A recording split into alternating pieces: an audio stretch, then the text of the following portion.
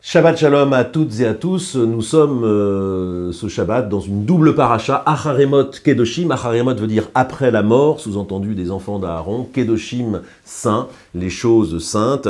Cette paracha débute par une mise en garde très très étrange qui nous laisse un peu perplexes, il faut bien le dire. Parle à Aaron ton frère qu'il ne peut entrer à toute heure dans le Kodesh, donc dans le Saint des Saints, le sanctuaire, s'il ne veut encourir la mort.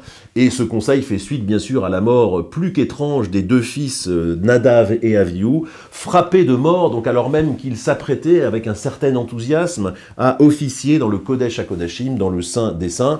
C'est étrange, vous en conviendrez, tout d'abord pour quelque chose qui partait plutôt d'un bon sentiment, et c'est étrange aussi par la dureté de la peine que l'on a du mal à comprendre.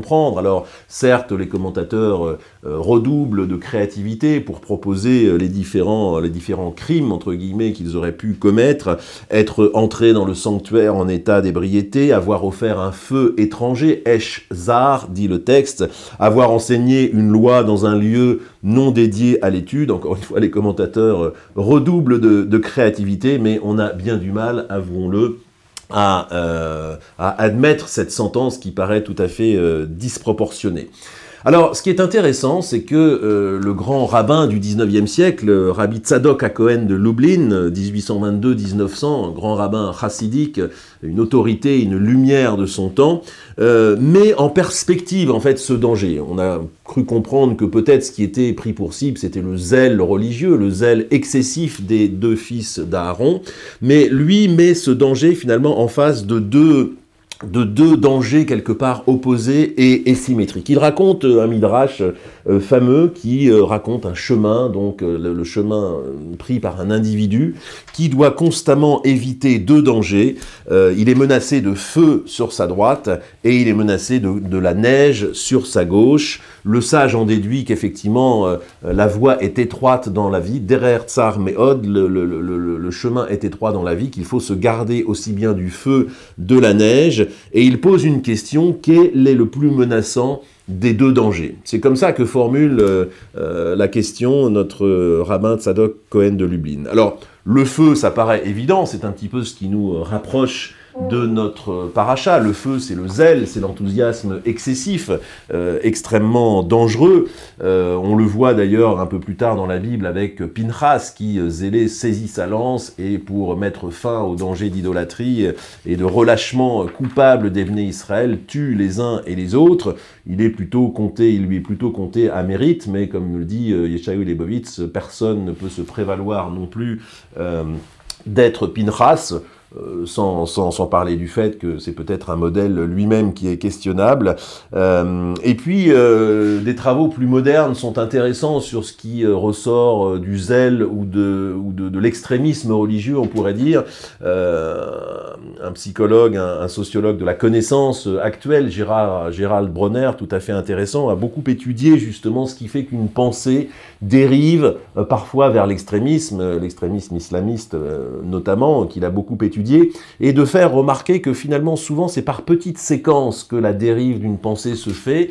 Les extrémistes ne sont pas nécessairement enflammés eux-mêmes, ils sont au contraire extrêmement rationnels, ils peuvent être rationnels à un point absolument terrifiant, parce que les petites déviations se font petit à petit. C'est un petit peu ce qu'on peut appeler la technique du homard. Comment tuer un homard, vous le savez, on ne le fait pas passer d'une eau froide à 0 degré en augmentant la température à 50, 60, 90 d'un seul coup. Au contraire, on fait des petites variations. Le homard ne sent jamais la différence de température et de degré en degré, on atteint un point d'ébullition insupportable, et il en est un peu de la même manière pour l'extrémisme. C'est une illusion, et peut-être une illusion trop facile, et peut-être même dangereuse, de croire que une pensée extrémiste est une pensée manifestement excessive d'entrée de jeu. En fait, ce sont les enchaînements, parfois froidement rationnels, les petites séquences elles-mêmes étant absolument peut-être acceptable, mais de dérive en dérive, on aboutit à des excès tout à fait terrifiants.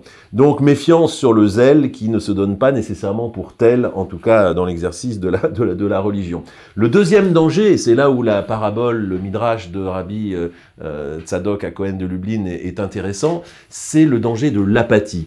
Il met les deux en face. On avait le feu du zèle religieux de l'extrémisme, et on a la neige quelque part de l'apathie. Et comment il l'explique, l'apathie, par un autre passage biblique fort intéressant qu'il trouve dans la paracha Shelach Lecha, la parachat à Meraglim, la fameuse paracha des espions.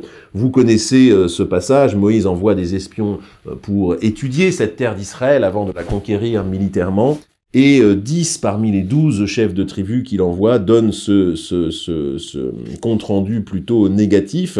Ils décrièrent le pays qu'ils avaient exploré en disant aux enfants d'Israël: le pays que nous avons parcouru pour l'explorer est un pays qui dévorerait ses habitants. Quant au peuple que nous y avons vu, ce sont tous des gens de haute taille. Nous y avons même vu les Néphilim, les enfants d'Anak, défendant des Néphilim, ceux qui tombent, notamment en hébreu. Nous étions à nos propres yeux comme des sauterelles, et ainsi étions-nous à leurs yeux. C'est le passage, c'est ainsi que Rabbi Tzadok HaKohen de Lublin justifie l'apathie par une sorte de dépréciation de soi-même. C'est tout à fait intéressant parce qu'on est au cœur quelque part d'un trait très profond de la psyché contemporaine et de nos sociétés. Si on s'attarde sur le 3e verset, nous étions à nos propres yeux, alors nous y avons vu les descendants d'Anak, donc ce sont les géants, Anak veut dire géant en hébreu, nous y avons vu les enfants d'Anak, nous étions à nos propres yeux comme des sauterelles, et ainsi étions-nous à leurs yeux. Et là, on a 3 degrés de compte-rendu. On a un compte-rendu qu'on pourrait appeler objectif. Nous y avons vu les Anak, ils étaient très grands, ils étaient des géants, très bien, d'accord, ils sont beaucoup plus grands que nous, c'est à la limite, on reste dans la description objective. Nous étions à notre propres yeux comme des sauterelles. Ici, on est déjà dans le subjectif, le ressenti, c'est qu'on était très très petits avec eux, mais indubitablement, avec la fin du verset, et ainsi étions-nous à leurs yeux, là quelque part, on dévisse complètement dans le compte rendu, c'est-à-dire que à sa propre crainte, à sa propre sentiment d'infériorité, on ajoute la projection que c'est ainsi que l'autre nous voyait, c'est-à-dire que non content de s'infliger une vision négative, on imagine encore que cette vision négative, l'autre la partage. On se met à la place de l'autre pour mieux s'infliger soi-même le double jugement négatif de se sentir petit. Et là, on est au cœur quelque part et donc Rabbi Tzadok Cohen à Lublin explique ainsi l'apathie par une sorte de vice de la puissance de l'esprit. L'esprit, en général, a la puissance de pouvoir se projeter, même de penser à la place de l'autre. C'est cette capacité d'empathie qu'a l'être humain de pouvoir se mettre à la place de l'autre pour imaginer quelque chose. Mais quand il retourne cette faculté contre lui-même, il a aussi la capacité d'imaginer que l'autre pense de lui-même quelque chose de négatif. Et ça, c'est tout à fait indu. Et ce pouvoir, en quelque sorte, perverti de l'esprit est à la base d'une sorte de désespérance, d'une sorte d'amertume contemporaine, de dénigrement contemporain qu'on peut tout à fait sentir dans la société, peut-être même a fortiori dans la société française, dont le taux de défiance, un sondage vient de sortir encore sur la manière dont on envisage la sortie de crise. Il se trouve que la France, qui n'est certainement pas le pays le plus mal loti en politique vaccinale ou autre, ou en tout cas dans ses systèmes d'accompagnement de santé économique, est effectivement au 36e dessous en termes de pourcentage. On est absolument, on figure parmi les plus déprimés de l'Europe. Il y a donc ce problème de défiance, et on pourrait dire que quelque part notre capacité à penser s'est elle-même pervertie. Notre temps de cerveau disponible, expression fameuse utilisée pour dire cette guerre de l'attention que se livrent les médias pour capter notre attention, eh bien on dirait que notre temps de cerveau critique, on a appauvri notre capacité,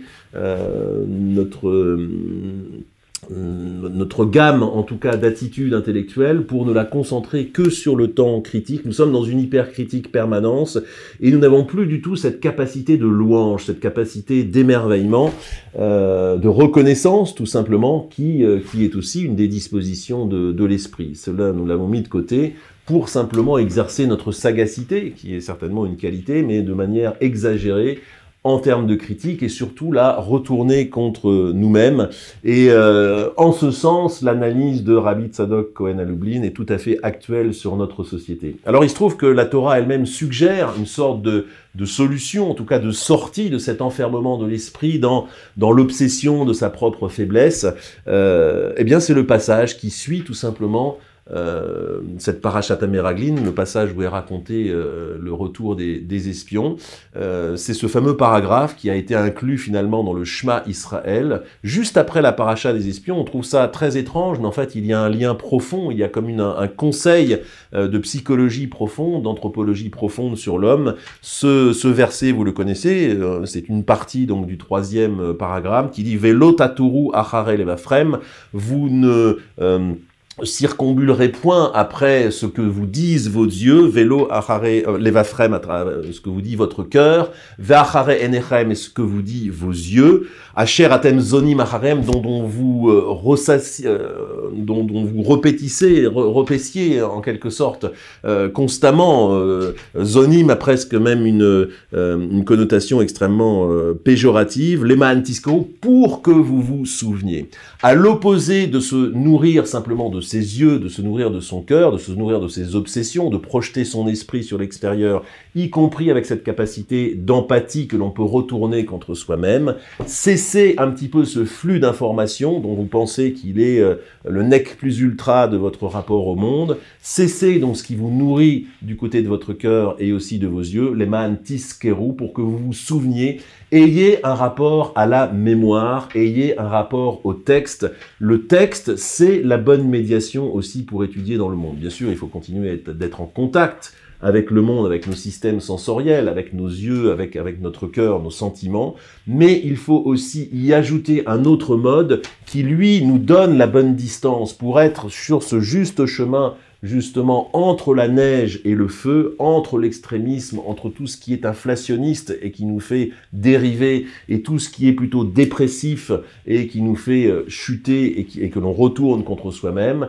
eh bien, c'est le rapport au texte, c'est le rapport à la mémoire. Lema'an tiskeru ve'asitem et kol mitzvotai. Et ce qui est intéressant, on rajoute ce verset, qui est un véritable manuel, un manifeste, en fait, ce petit verset du Shema Israël. Un rapport de mémoire par la médiation du texte, c'est le meilleur support pour l'action. À ne se nourrir que des yeux et que du cœur, on est dans l'inflation de soi-même, et c'est quelque chose qui peut être simplement, qui peut nous bloquer, voire nous amener vers une situation dépressive.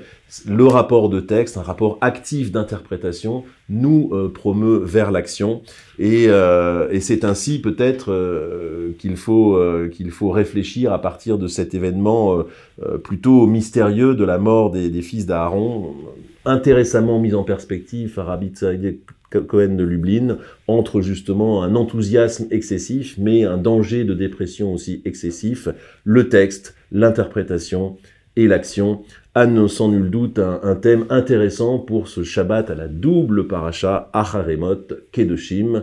Shabbat Shalom.